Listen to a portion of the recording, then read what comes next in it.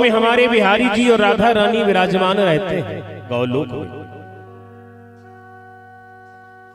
और गौलोक में विराजमान हमारी किशोरी जी ने एक समय भगवान कन्हैया जी से कहा कि स्वामी, आपने मुझे आज तक कोई प्रेम की भेंट नहीं दी, प्रेम से कोई उपहार नहीं दिया।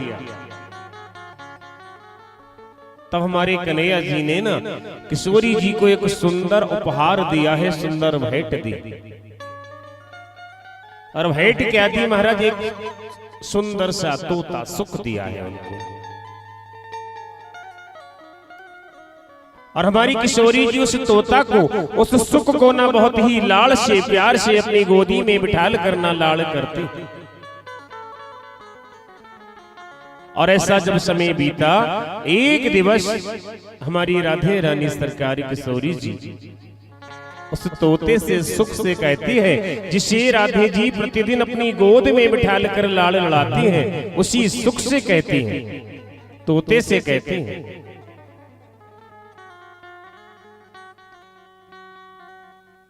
कि पुत्र, तुमको संसार के हित के लिए ना मृत्यु लोक में जाना होगा एक बार।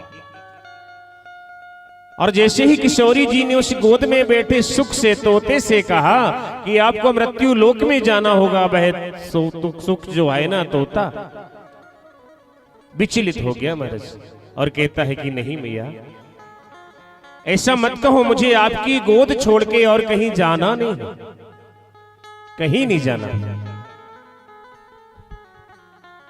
अब तो महाराज किशोरी जी ने कहा कि देखो पुत्र, जन जन में श्रीमद् भागवत का प्रचार करने, जन जन तक भागवत का प्रसाद पहुंचाने के लिए आपको मृत्यु लोक में जाना होगा।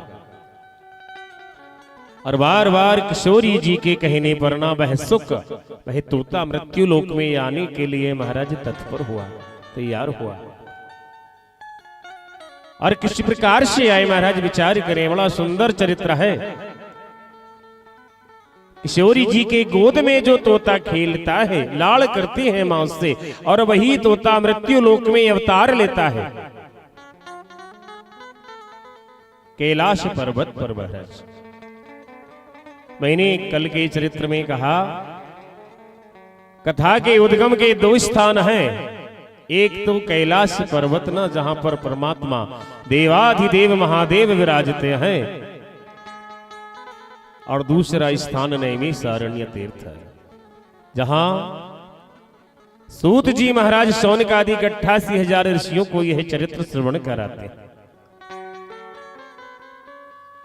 और कैलाश पर्वत पर जहां माता पार्वती शिवजी विराजमान है, वहीं एक पक्षी, एक पक्षिणी के गर्भ में ना उस तोते ने अर्थात सुखदेव जी ने उनका प्रादुर्भाव हुआ है महाराज। बड़ा सुंदर विषय है। और जैसे ही पक्षिणी के गर्भ में वह तोता आया, एक अंड के स्वरूप, कैलाश पर्वत पर निरंतर ठंडी हवाएं, शीत हवाएं चलती रहती हैं। और एक दिवस अत्यंत तीव्र हवा के कारण ना वह अंडा जो है एक वृक्ष से जमीन पर गिर गया और महाराज टूट गया। कथा स्पष्ट है महाराज। किशोरी जी की गोद में जो सुख खेलता रहता था, किशोरी जी की आज्ञा से वह मृत्यु लोक में आया और एक पक्षी के अंड में प्रवेश किया। और वह अंड जो है, अंडा जिसे कहे, वह वृक्ष से नीचे गिर के महाराज टूट गया।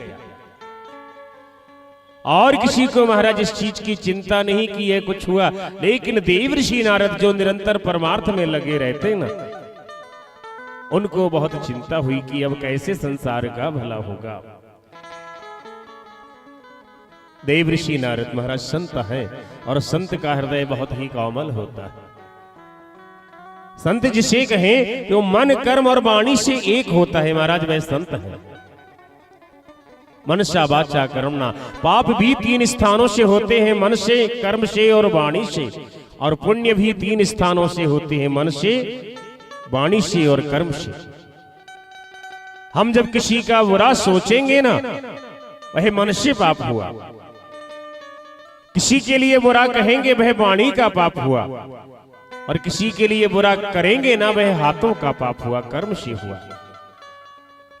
और जो तीनों स्थान से एक रहे, जैसा कहे वैसा ही मन में हो और वैसे ही उनके कर्म हो, वह संत कहलाते हैं। देवऋषि नारद का सुंदर चरित्र है महाराज।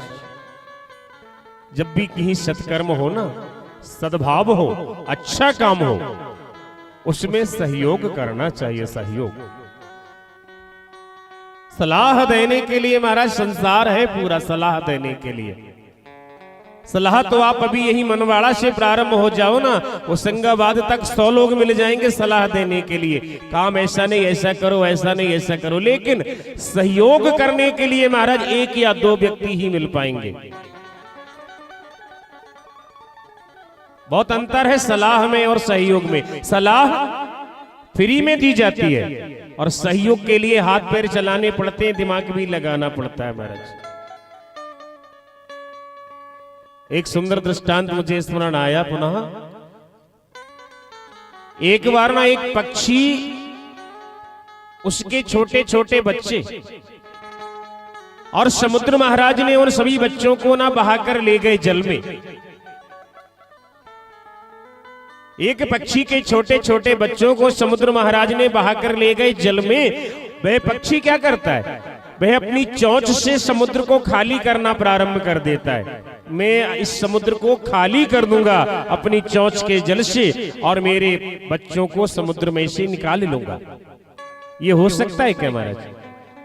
संभव नहीं है कि कोई पक्षी अपने चोंच में जल भर भर के ना समुद्र को खाली कर दे। लेकिन वह करने लगा, और जब करने लगा तो उसके समाज के लोग, पक्षी और दूसरे साथ में आगे, भैया क्या कर रहे हो? भैया मेरे बच्चों को समुद्र ने बहा कर ले गया है और मैं अपनी चोंच से समुद्र खाली कर रहा हूं। और लोग बोले, उसके साथ के समाज के लोग, पक्षीगण, ये तुमसे हो नहीं पाएगा। तो पक्षी क्या बोलता है कि बोले ऐसा करो, देना है तो सहयोग दो, सलाह मत दो। देना है तो सहयोग दो, सलाह मत दो। तो महाराज वे पक्षी भी सब साथ में लग गए और सब अपनी चोंच से समुद्र को खाली करने लगे। लेकिन 1000 पक्षी से भी समुद्र खाली होगा क्या? नहीं होगा। वहां से निकलकर जा रहे हैं गरुड़ जी महाराज, और गरुड़ जी महाराज ने देखा कि मेरे समाज के लोग, मेरी जाति के लोग और पक्षी ये क्या कर रहे हैं? अपनी चोंच से जल भर के समुद्र में इस जल को कहां फेंक रहे? गरुड़ जी महाराज आए, भैया क्या चल रहा है? सभी पक्षियों ने कहा कि गरुड़ जी महाराज, हमारे एक साथी के बच्चों को ना समुद्र ने बहा कर ले गया, हम समुद्र को खाली कर रहे हैं अपनी चोंच से। तो गरुड़ जी ने कहा ये तुमसे हो नहीं पाएगा। कैसे होगा, इतना बड़ा समुद्र? तो सभी पक्षी बोले, देखो गरुड़ जी, देना है तो सहयोग दो, सलाह मत दो महाराज, सलाह मत दो। तो गरुड़ जी ने भी कहा कि ठीक है, मैं भी अपने समाज के लोग हैं, साथ ही इनका सहयोग करूं। वे भी खाली करने लगे। अब बहुत पक्षी हो गए महाराज, लेकिन समुद्र खाली होगा क्या? बहुत मुश्किल बात है। भगवान श्री हरि विष्णु को आवश्यकता पड़ी गरुड़ जी महाराज की कहीं जाने के लिए। भगवान ने स्मरण किया, गरुड़ जी शीघ्र आओ, हमको कहीं चलना है। तो गरुड़ जी महाराज ने कहा कि प्रभु, हम अभी एक जरूरी काम में संलग्न हैं, एक सत्कर्म कर रहे हैं, अच्छा काम कर रहे हैं, अभी मैं आने में असमर्थ हूं। क्या कर रहे हो? बोले हमारी एक साथी के बच्चों को ना समुद्र ने बहा कर ले गया और हम सब समाज के लोग, जाति के लोग मिलकर पक्षीगण ना समुद्र को खाली कर रहे हैं चोंच से। भगवान ने कहा ऐसे तुमसे होगा क्या समुद्र खाली? तो गरुड़ जी ने कहा प्रभु, देना है तो सहयोग दो, सलाह मत दो हमको। महाराज सलाह नहीं, सहयोग चाहिए। तो भगवान ने कहा ठीक है, सहयोग कर देते। और भगवान जैसे ही समुद्र के तट पर आए, समुद्र महाराज स्वयं हाथ जोड़कर खड़े हो गए कि परमात्मा आपका कैसे आना हुआ? भगवान ने कहा कि देखो, ये सभी पक्षी गण जो प्रयास कर रहे हैं ना इनके बच्चों को निकालने के लिए, इनके बच्चों को वापस कर दो, और मुझे शीघ्र ही गरुड़ जी को लेकर कहीं जाना है। भगवान के कहने से समुद्र महाराज गए और तत्काल उन बच्चों को लाकर महाराज पक्षियों को सौंप दिया। इसे कहते हैं सहयोग का फल, और सलाह का फल महाराज कुछ नहीं निकलता। सहयोग करना पड़ेगा अगर कोई काम करना है, एक दूसरे का सहयोग। और ऐसे ही देखो देव ऋषि नारद जी ने सहयोग किया सुखदेव जी महाराज का। अब एक अंडा ऊपर से गिर गया ना, चकनाचूर हो गया, लेकिन देव ऋषि नारद जी को बहुत चिंता हुई कि यह पक्षी कैसे कैसे करके ना संसार में प्रचार प्रसार करेगा। और देव ऋषि नारद चिंतित होकर भगवान विश्वनाथ के पास पहुंचे। विचार करने का विषय है।